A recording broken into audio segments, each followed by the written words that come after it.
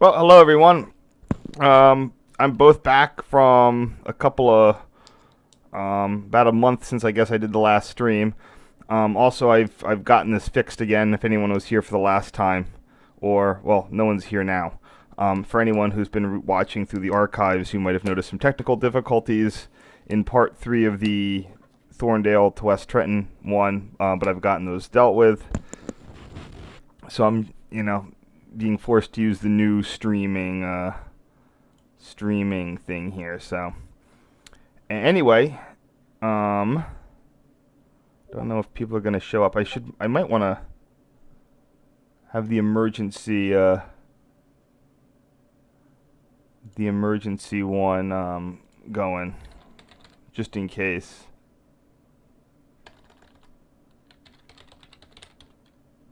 Oops, wrong one.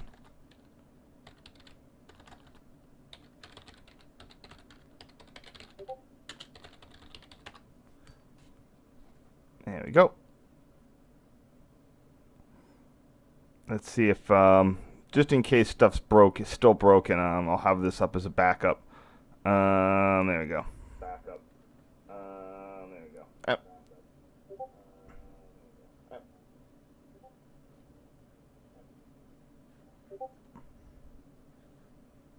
All right, mute that so I don't get weirdo feedback. Got it. All right. So, okay, great. So today, like I said, I am going to be working on something else that sort of fell through the cracks.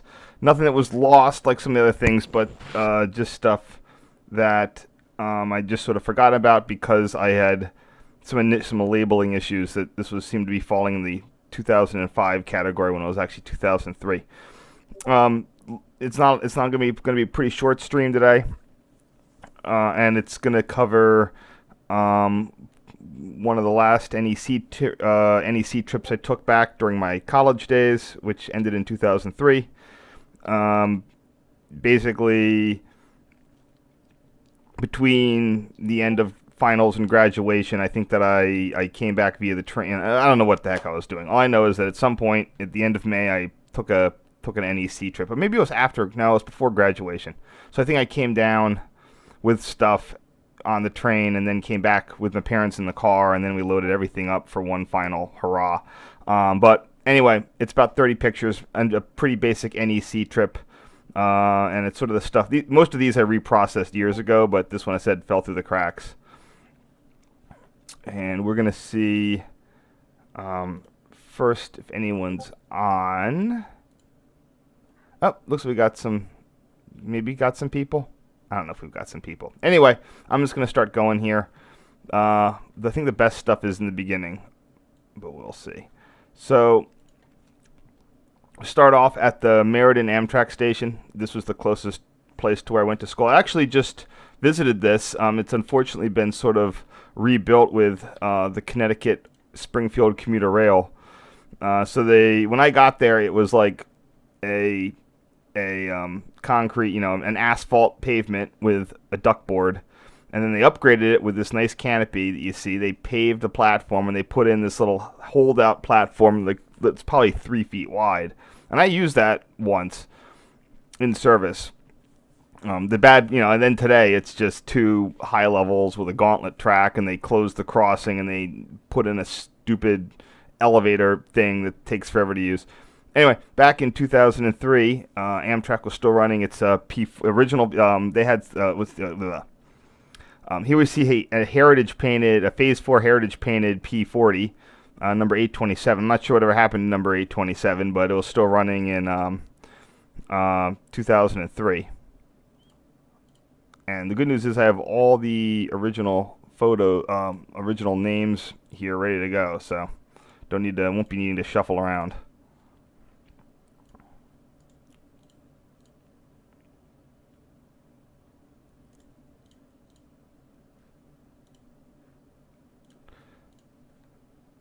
This always takes a little bit. Let's see if anybody's here. Okay, we got some people. Well, anyway, like I said, thanks for showing up, and I do have my technical difficulties. Most of the technical difficulties addressed from last time. I forgot to do this bit, but once it'll warm up in a second. There it goes. Oops. Nope. Where is it? There it is. Oh, I forgot to resize it. That's the problem. There we go. Boom. Done. This is interesting for anyone who rides the Springfield line, which isn't a lot of people. Amtrak has a welded rail manufacturing facility up in the old Cedar Point yard. Let me see if I can find a picture on this. There you go. Had all this sort of pulled up here. So this is the old New Haven Railroad, New Haven Freight Terminal. And as again, Amtrak loves having jobs in a lot of states. It helps its congressional representation. So their NEC welded rail manufacturing facility is up here, right there in the on the old Cedar Hill yard. So zoom in there, and you can see it's hard to tell what they do from here, but they sort of have a production line set up that you can see here in the photo. They have a number of old Bud cars and just welded rail vehicles and stuff. So the way welded rail works, for those of you who don't know, it's not like a dude sitting down with his with like a typical arc welder or whatever, like going at it with a whole bunch of welding rods. Where rail, the good for good welds, rail is welded using butt end electro arc welding. So you clamp onto the ends of the rail, and you put a huge electric current through it and just push the two ends together, and then that results, and they just weld them. They just get super hot and weld themselves together. So. And this is the gold standard in rail welding. The stuff that you see, the field welds using the thermite, that you see it and it's, oh wow, that's really cool. Those are terrible. If 99 times out of 100 or 95 times out of 100, if there's a broken rail weld, it's because it's a field weld. The butt end welds, they're super solid.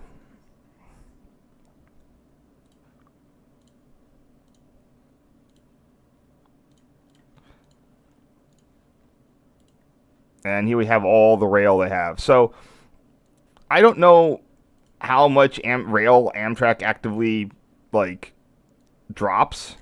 A lot of that NEC stuff was there for decades. A lot of it dated back to the NEC IP until, at least if not there now, until fairly recently.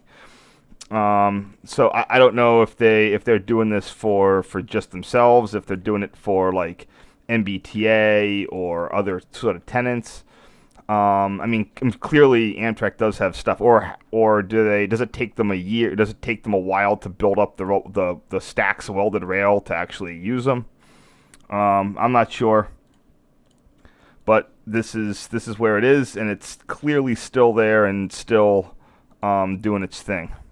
Oh, also you might notice the overhead catenary here. This is sort of the end of the wire on the New Haven, but they needed it up here for the freight service. Your New Haven ran both passenger and freight, a lot of it between New York and New Haven itself.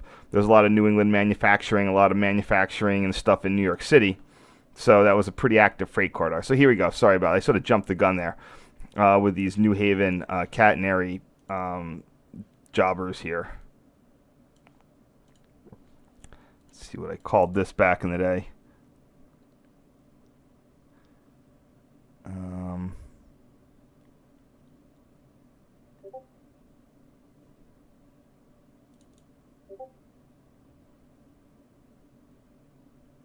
Might have deleted one of these older welding rail ones just because it was a little soft. Yeah, I probably deleted that, so hold on here.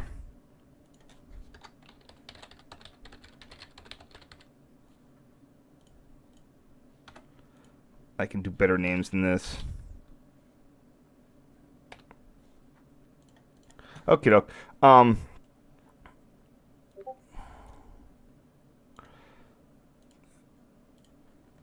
So yeah, this is This is your New Haven yard facility. Yeah, so I deleted one of those soft ones, but I'm going to include it this time.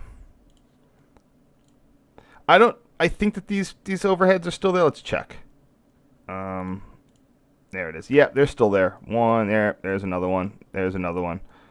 You know, I guess it gives them a little bit of a head start if they're ever going to start electrifying up to Hartford, which I doubt they ever will, but just in case.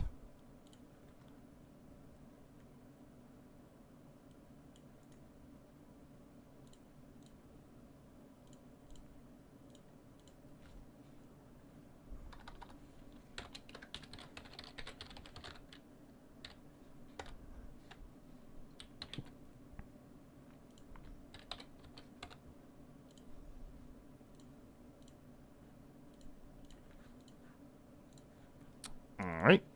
Also, again, at least in 2003, they had a New Haven a concrete coaling tower. As you may have noticed from the CNO or other examples, these tend to be super indestructible. Trying to blow these things up is generally not worth it, so they let them sit there. Sometimes they can repurpose them for sand or diesel fuel, but I think this one's just sitting there. Again, let's check the overhead. There it is. Yep, still there.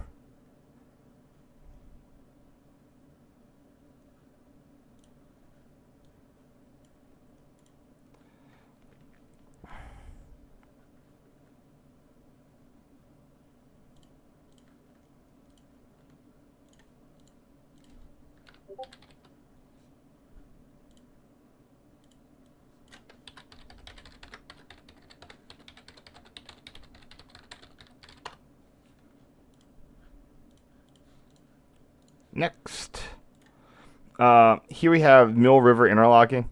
I think this is it's a little bit far, so I do have the thing pulled up. Hopefully, I'll have the switch numbers. Oh, I don't. Well, actually, I should know what they are. So if that's interlocking track 5 and track 3, that would be the 53 switch that I'm looking at here. Also, before they did the 562 cab signaling, no wayside project, you would exit signals heading into New Haven territory. I'm pretty sure, yeah, those are autos. They're the 20 autos, and you had a fixed restricting going into the Cedar Hill yard. So that means trains going into the Cedar Hill could get an approach, medium approach, and then slow down for that at that point. Also notice the what I think is. Oh no, I was gonna say it looked like an airline, but I knew that this interlocking wasn't pneumatic back in New Haven times. So that is just a cable conduit.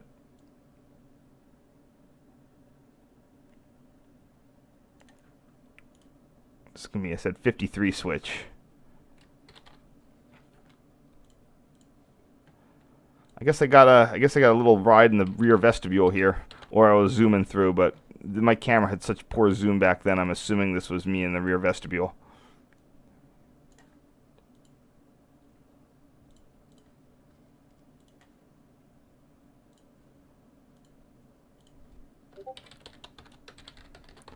Let's say, in case I didn't say, this is a Amtrak Mill River interlocking.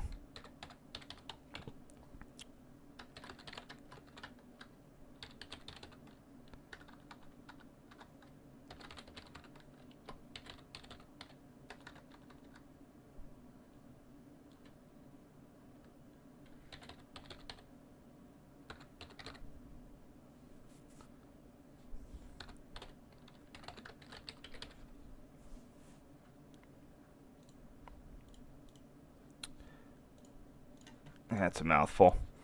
Moving on. More Mill River. Mill River for whatever it was. I don't know what the Mill River is. I could find it out too. Oh man, I always got to go to that. Where do I have that?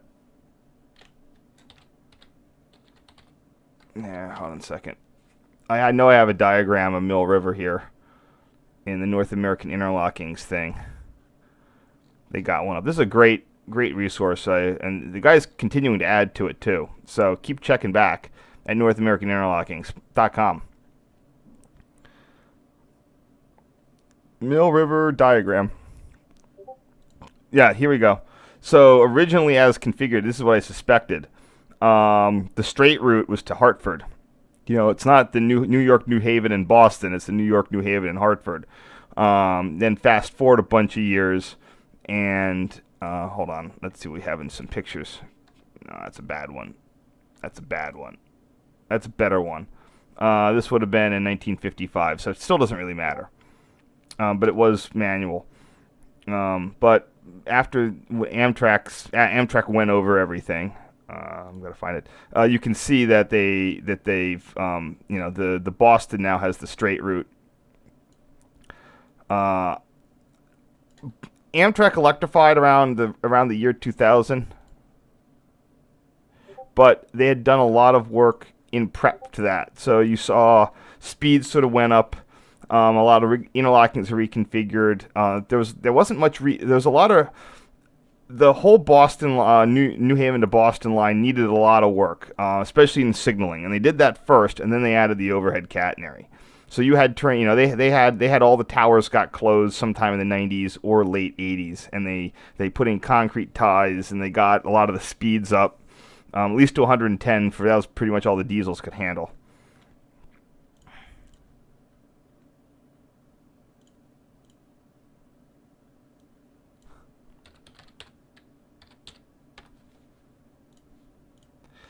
And then they put in the overhead. I mean, you don't want to be reconfiguring your tracks before you put in the overhead catenary stuff.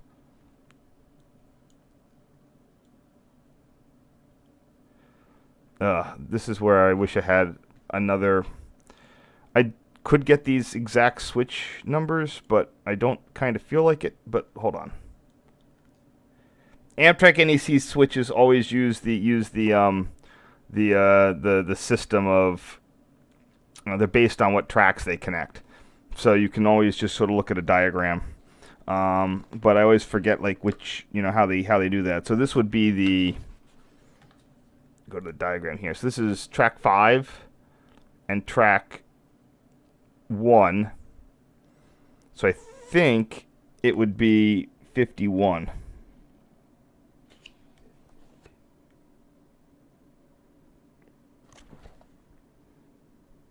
Because I got a Metro North diagram right here. Oh, I might be wrong.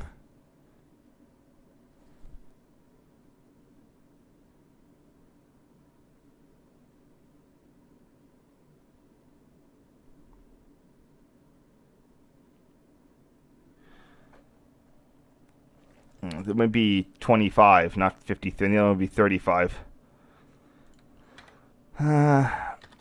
35, and then this would be 25. I'm looking at Metro North does the same thing, so you just have to look at the Metro. I have a Metro North one here that I'm looking at right now. So if it's sort of like folding into it, it gets the one that it's folding into.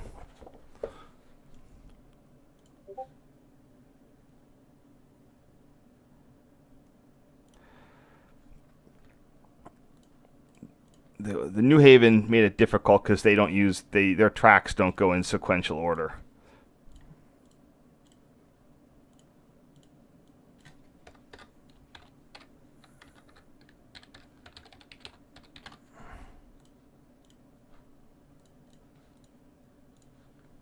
Don't worry, there's not a lot of photos this time. So if you think this is dull, it'll be over soon if you have nothing better to do.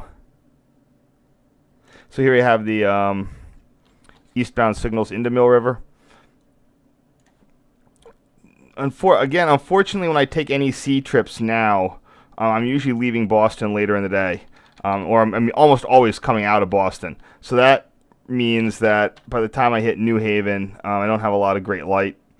So I don't have a lot. I only have these sort of very early photos of this, but this is still there, the Mill River.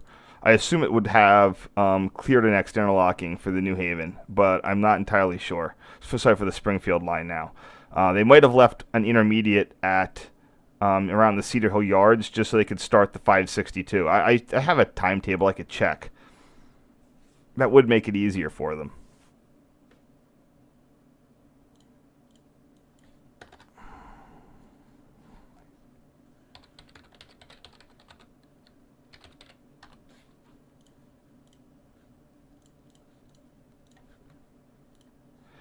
Now here we have the division post between Amtrak and Metro North. Metro North guards its division post. Entering, you're going to enter at CP 274. Amtrak, you enter with an automatic. And actually, it's listed, at least in on this diagram, as Rule 261 from there to Mill River. And that also helps with your freight. Not that there's a lot that is going to have issues with cabs. It's like if you're coming off of Metro North, you need to be having working cab signals. But just in case there's something's going wrong, it makes it easy. You could also have something maybe enter the Metro North territory, but not have to get the just go through at restricted speed and then reverse back into Amtrak.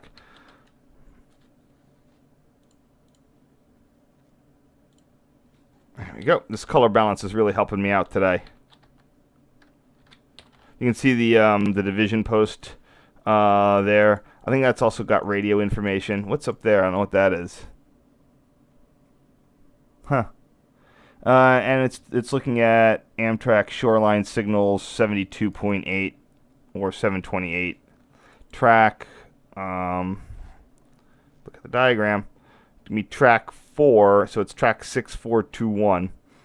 And that'll be track 4 approach.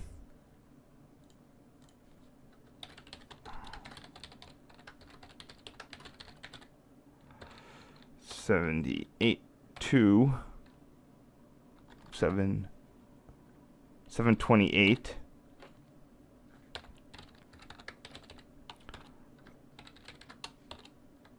CP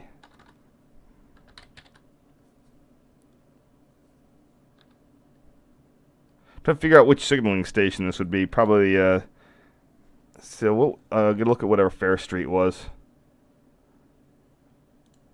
Our North American towers. Fair Street was 78. Yep.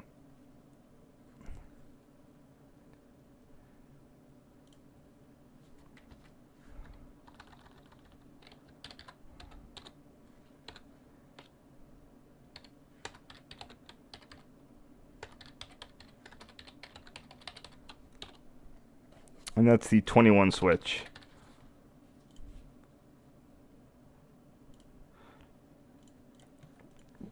Oops, forgot the resize.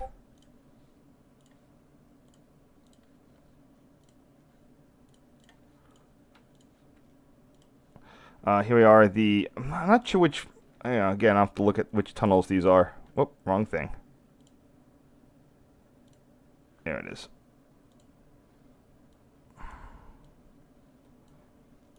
Mill River. There you go, your little micro tunnels. That is under Grand Ave. And this is also in the middle of SS 78. Or, I mean, this didn't really exist during SS 78's time, but it's sort of it would have been within its territory. SS 78 being Fair Street, which I do have a picture of coming up, so stay tuned. Gonna need a little bit of color balance to get some. It's too much. I'm just gonna try getting rid of it manually.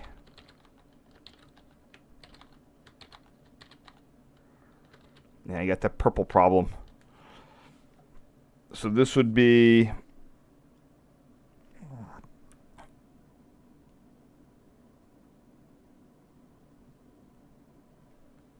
I'll just say it's the Grand Street Bridge. I'm not going to try to figure out what those signals are. I don't really care.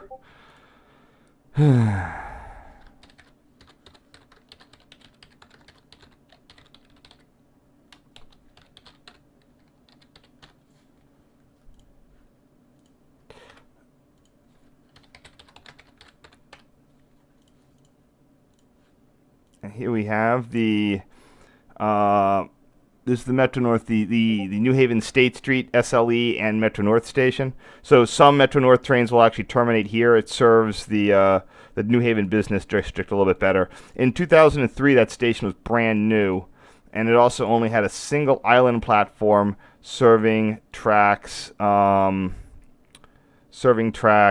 This is actually an older thing. 4 and or whatever. That would be tracks 4 and 6. And then since then they built that track 1 again. That makes it a little bit more easy for Shoreline East. And if you zoom out, you can see this probably just see there's your Yale district. I don't know what that is. But there's your Yale zone, and State Street Station serves the Yale zone. So an amount of Metro North trains will continue on there, and of course Shoreline East stops there too. And I'm sure probably the Hartford one. I haven't checked, but I'd like to. I like maintaining the aspect ratio, but I guess I can black bar this.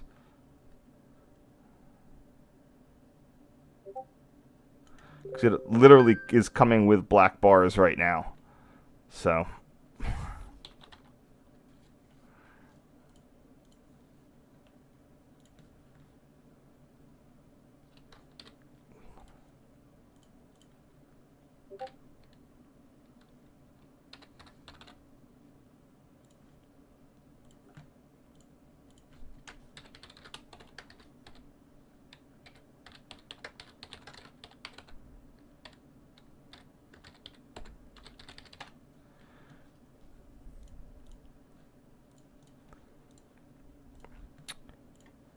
Here's the Fair Street Tower. Now, this was going to be equivalent to the SS 75 New Haven Tower. Again, if you go to the, let's see if they have one of the better ones. Nah, it's the old one. Old one. Old one. Here we go. So, this is a bad photo of it because it lasted until it was demolished to make room for parking. This was actually in service until 2003 or 4. I actually got up there when I still had when I had a film camera, and I didn't get any pictures because like the battery died in it, and I was like the guy actually saw me from the window futzing with the camera trying to get it to work. So I got up there, but I couldn't take any pictures because I just couldn't take any pictures because my camera was dead. At this point in time, they were running everything off a Windows NT box because they'd re-signaled everything, but they still kept the operator position. The New Haven in the 50s was part of a very expensive, would have been probably well into the 9 figures re-signaling using an NX, very advanced NX plant. But anyway, this was going to be part of that, and then they realized that they did not need a second tower. They could run everything from New Haven, the NX plant at New Haven. So this was built, and it had a lot of relays. I was told also by the guys at Shoreline or Shoreline Trolley Museum that when this got re-signaled, they pulled they got access to pull all the relays out of there, and they just got a ton of them. So they basically, so the guys at Seashore basically told me that they had the ability to do whatever museum quality signaling projects they wanted because they pretty much had an infinite amount of relays out of this Fair Street. So this would have replaced the older manual one you saw me sorting through those pictures. This is 78 Fair Street. There we go.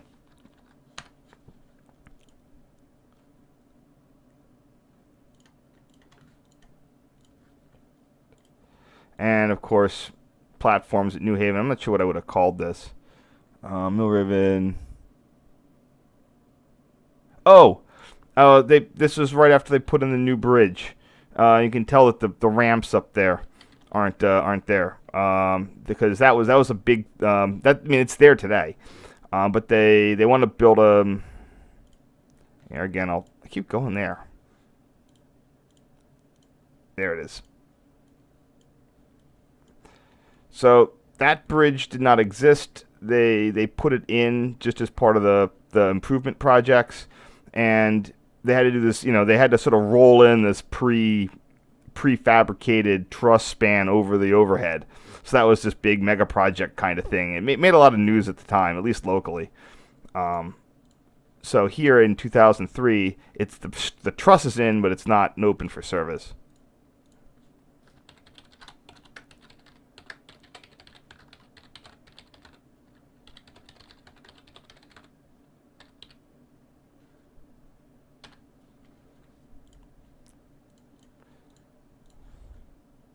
Man, the things you remember. And of course, we already have an HHP8. and an M2. Both things that aren't here anymore. M2, can I get that number? 8934.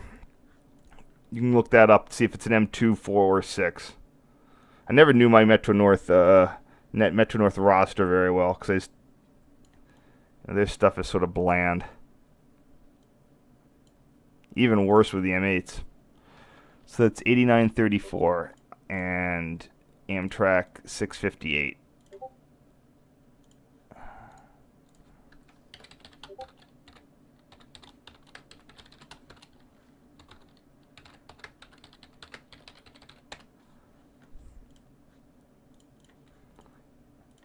Okay, that's done with the first set of, and we're going to do one more set after this, but we'll see what we have for user comments. Get this roll in there.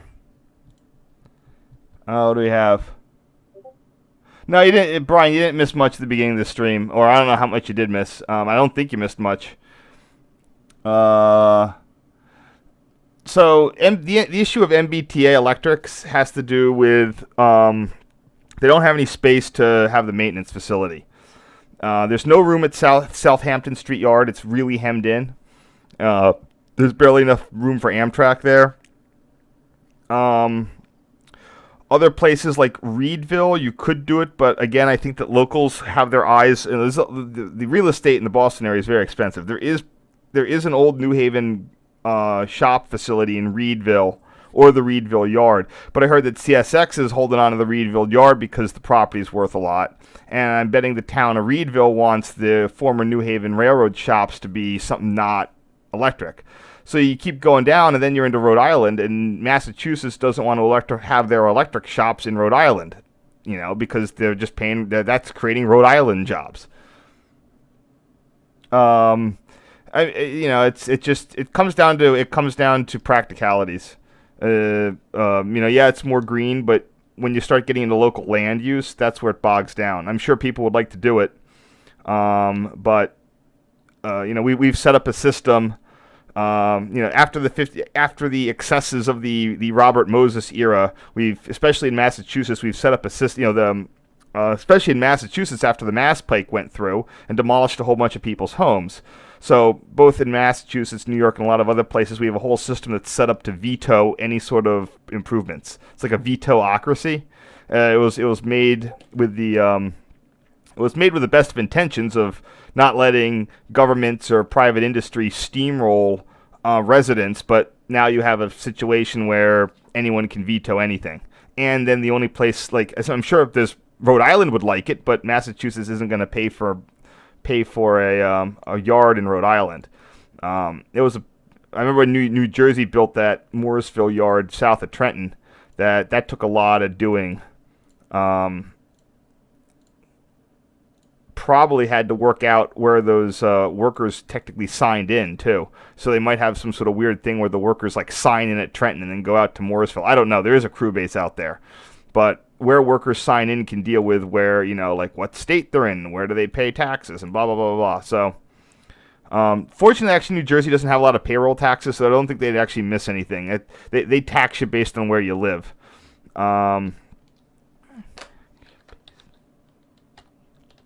Anyway, here's the, for 2003, this is the what is now the new, now the less new motor storage yard. This replaced, I'm going to go to the overhead here because this is interesting. This whole New Haven improvement project, which stretched from 1999. When I first was there in 1998 or so, passing through, all the old catenary was in the process of being slowly replaced.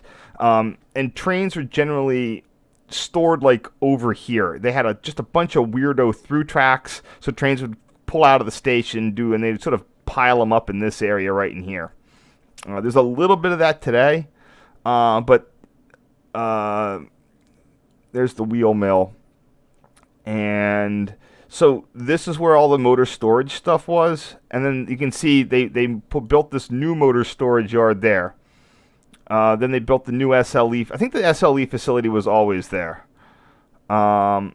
and then Metro North was able to use the old motor storage yard tracks, and they put their maintenance facility in.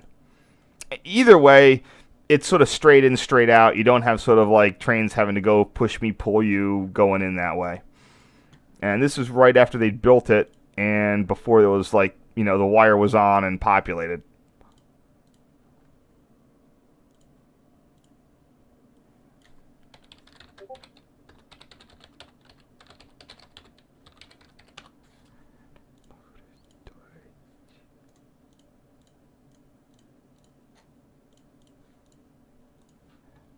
Oh, damn. I didn't do that one right.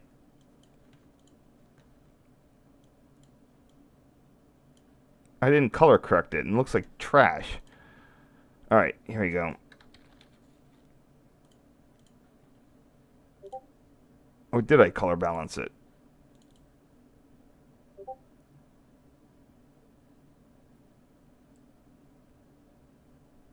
No, I guess I color balanced it. Yeah, it still looks sort of weird. Okay.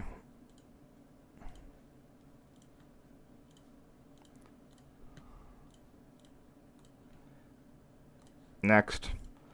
This is a very, very poor photo that I might not even keep. No, there's nothing in it. It's just a bunch of... There's a C.SPV and a McGinnis colored GP40 and some... Yeah, that's crap. Gone. This is... wow, this got demolished way early on. This is... SS62 Central. Bad photo of it. There it is over there. Got a diagram.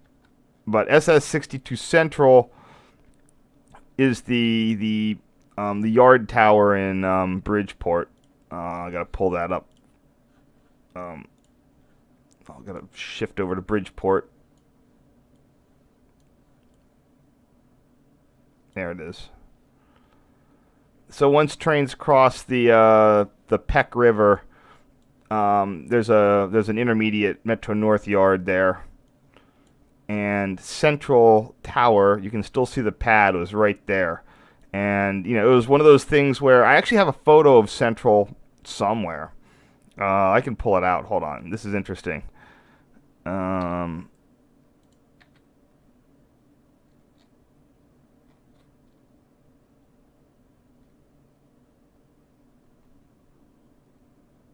Because it was one of those like, oh no, it's gone.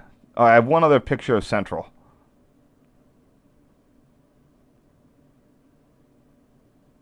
No, that's the one that's the bad copy of the one. So here's one that was taken not that much longer before, and you can notice that like they've started putting up the orange snow fencing, right before it got demoed. So I'm glad I got at least one photo of it. Where am I? Okay. Yes.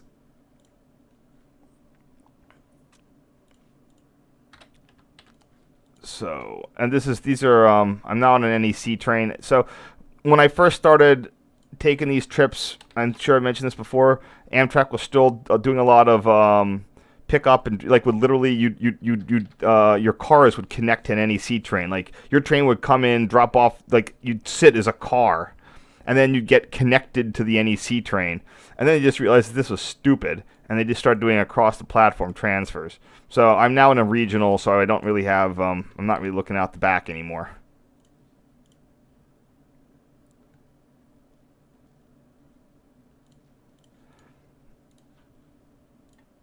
Here we have SS44 Burke. This is the South Norwalk Tower Museum. If you saw my blog post on Metro North drawbridges, I hung out here. It's a great place. Not quite as interactive as Harris, but you will end up spending a whole ton of time. You got more, you have more, in theory, more trains, but honestly they're not that interesting. It's just M8s. M8s and regionals, and soon to be the ugly new Acela.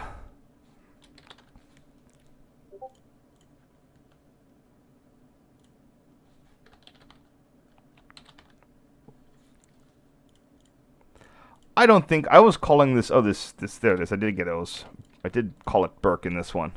Huh. I didn't think I figured that out for a while.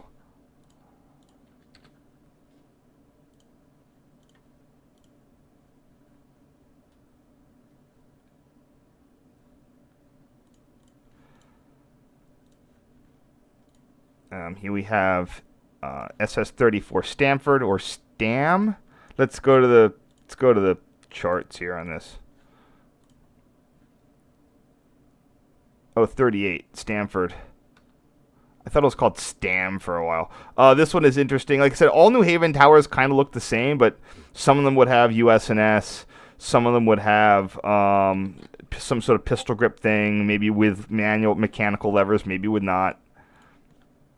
So, it's still there today. Still covered in ivy.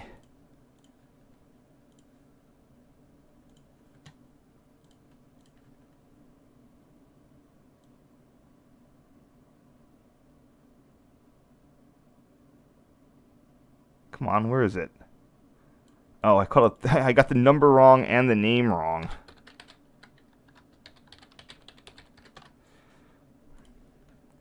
Well, is it SS34 or is it 38? No, I don't know. Well, this guy's calling it 38. Oh, the diagram will say. Now this says interlocking station number. Oh, that's South Norwalk. There. Interlocking station number 38. All right. I believe the New Haven Railroad's official documentation on this one. I am not a conspiracy theorist.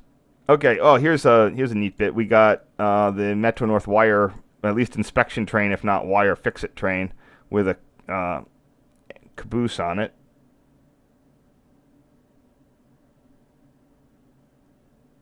This would also be somewhere near Stamford. I can't even remember taking these photos.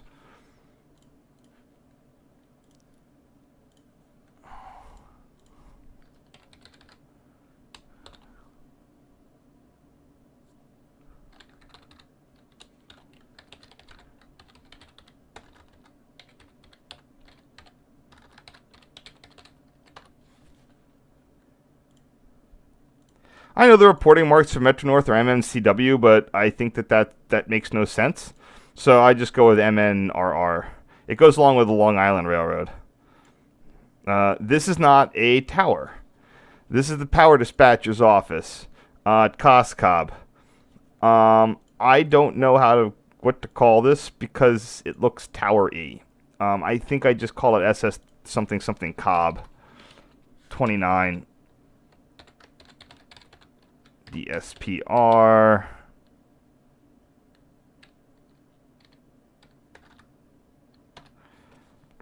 So I'm gonna split the difference. I'm gonna associate it with Cobb, but I'm gonna make a note that it's the power dispatcher's office. It's a good picture. Of course, the speeds are so slow. This is SS22. It's Shell. This was, at least for a while, it was used by maintenance forces. Then it was deemed to be like needing a new roof, and they moved them into trailers, and it was at risk of demolition. But my friend who worked at Metro North, we went out there, and he later informed me that he slipped some money into the budget for tower roof repair. So there you go. I don't know if the crews are back in it, but wow, I think that I bet I deleted this because it was like lens flare, even though this is a perfectly cromulent photo.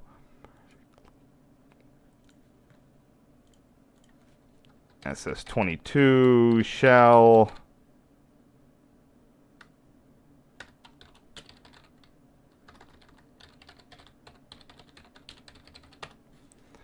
The things I used to delete, especially with stuff, with a tendency to vanish.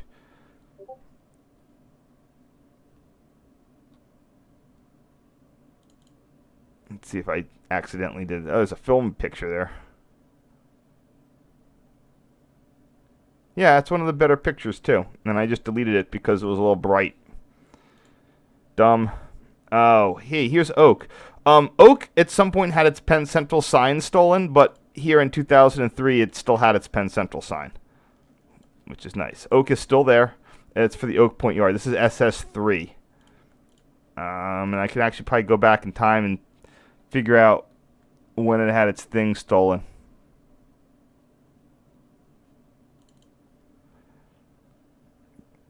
Oak, there it goes. And this is the date 2004. And this would be 2003. Oh wait, that's just 2011. That would have been a redo. And there it is in 2004 August. So within the next year, that was stolen.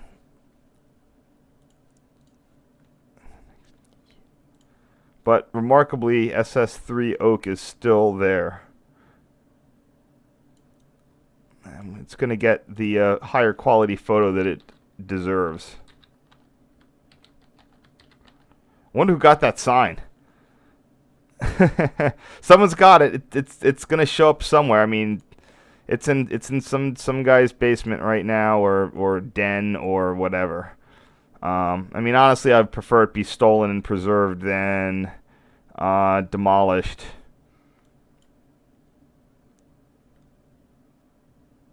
Let's see here. Yep, it's still there. Still hanging in there.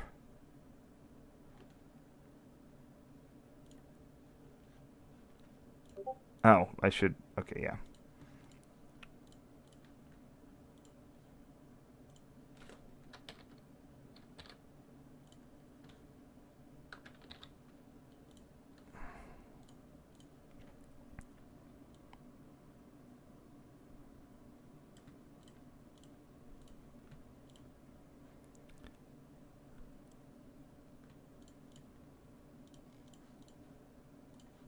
Next, Harold. Despite an erroneous report on my own blog, Harold was not demolished. I did correct it and mention that it has not been demolished, but it's still hanging in there. This is definitely way pre-East Side access. And probably one of the better pictures I have of Harold too. It's really hard to get photos of it now, just with all the construction crap going on. Fortunately, I do have the original name I used. There it is.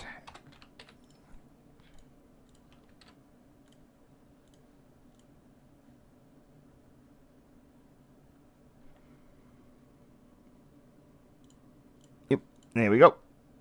For those of you who know, Harold was part of this new Harold replaced the old Harold in the mid 1980s, 86, 88. The original Harold going in with the Penn Station tunnel complex, and that used a very ancient model US&S electro-pneumatic machine, similar to the ones in A Tower and in Penn Station. The whole complex, and it was built, and then it sort of became open as it was one of those things where even to this day I think that the tower is still technically openable. As in that there is was a controller position in there. As time went on, Penn Station Control Center became more and more like, oh, we got this, don't worry. But like it became subsumed by PSCC until Tower just was like not really ever open on its own. But I'm pretty sure that it could act as an emergency, like, PSCC goes down, and they could probably do some sort of auxiliary control function from Harold. But I don't have any hard evidence. But until I hear otherwise, I'm going to say that it should count as an open tower. Hey, we have some New Jersey Meadowlands Maintenance Complex stuff with the Pulaski Skyway there in the background. We seem to have some some brand new ALP 46s and some ALP 44s. NJT's treatment of the ALP 44s, that's one of those things where, you really need the feds to come in and tell them to stop doing that. Getting 10 years out of a thing, that's worse than Amtrak's HHP8. I know there's the whole thing of like, well, if the Fed's going to give you money, you take it, and it's just true to a degree, but you got to get 40 years out of your equipment, especially electrics. 20 out of a diesel and 40 out of an electric. And if you can't, You know, that's then you you got to live with your shame.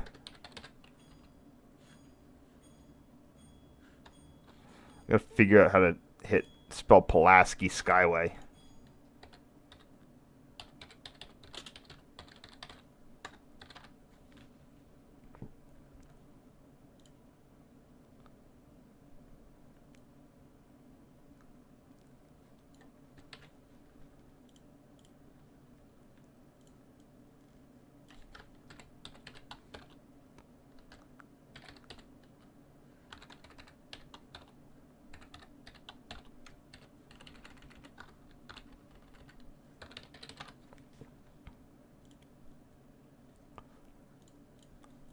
Now I have sufficient zoom to really get in there, but we got some stuff at dock.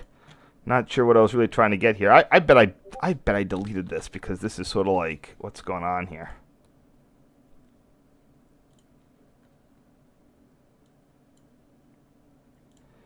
So I like to call. So if for those of you who don't know what this is the path track. One of them leaves across the platform from the regular commuter rail. The other one goes up to this high level platform on the roof. And for a while, if you take it or you're not paying attention, you kind of don't realize like what's going on. And it's like, where do the path trains come in? Because when you exit from that rooftop one, you go down, you get all turned around. I always call they call it platform H, probably for high. I always call that the platform 9 3/4 of Newark Penn Station because you can get to it, but you can't really. You can get from it, but it's always you never quite know how to get to it because you never need to get to it because they dump all the people off and off you go. Oftentimes you didn't even have to leave through turnstiles; they just didn't even have turnstiles because it was just exiting up there.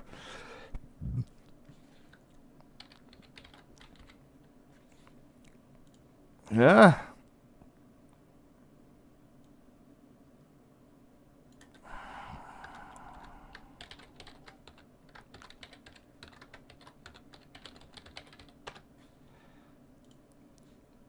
Whatever, I don't really care about that picture. We got Union. Union, of course, closed, I think in 2009, man. It's been closed for a while now. I don't like this. I don't like this losing a lot of the stuff there, but I don't like the, what do you call it? It's tilty. But I don't want to cut off a lot of the stuff, so I'll just do that. I'm going to leave it tilty. And I'll do that. And then I'll do that. And there we go.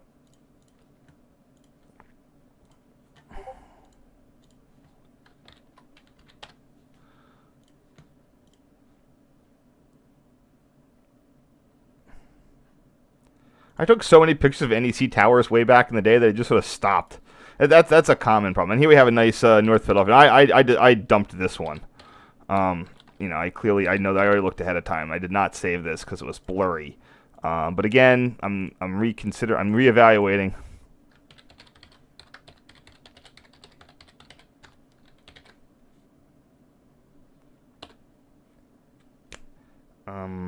Going westbound.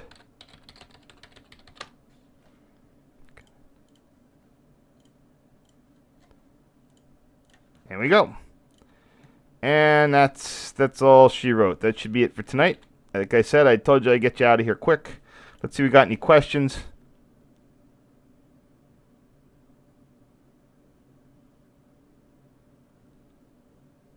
Yeah, and not only are the new Acellas ugly, I don't like that new name. That's it's like Acela was always like reeked of corporate brandism, but don't complain about things until just remember the alternatives can be worse. For a lot of people who don't like the national anthem because it's hard to sing, just remember when picking a new alternative, it could be worse. A lot of things, it could be worse. Like, I don't know how to pronounce that. Vila Liberty. Oh, God. I hope they don't call that. Just keep calling it like Acela 2.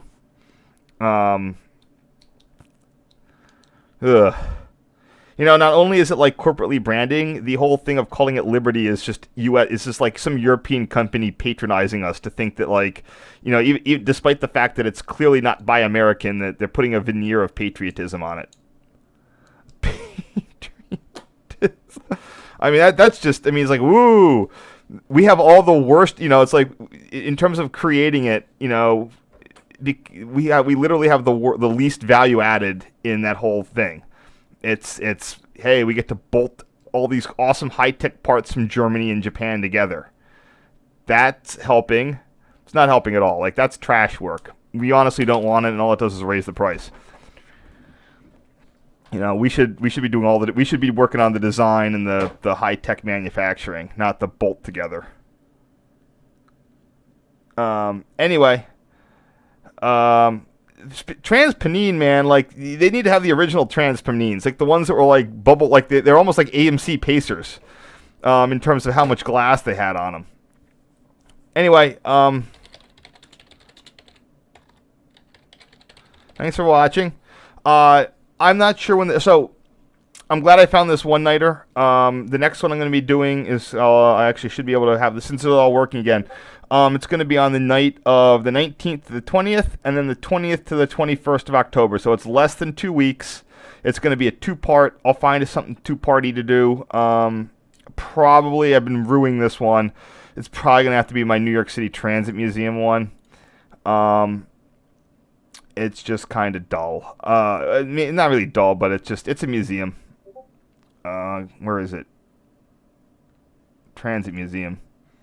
Yeah, 76 photos. That's good for 2 nights. But I guess it's got some. But it's just a lot of museum. You know, it's like I don't like it because I gotta go research what all of these are because I didn't take pictures of the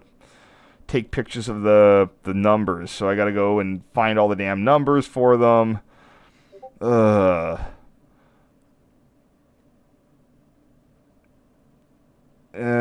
hey, we got some more 42s. That's cool, and some New Haven stuff.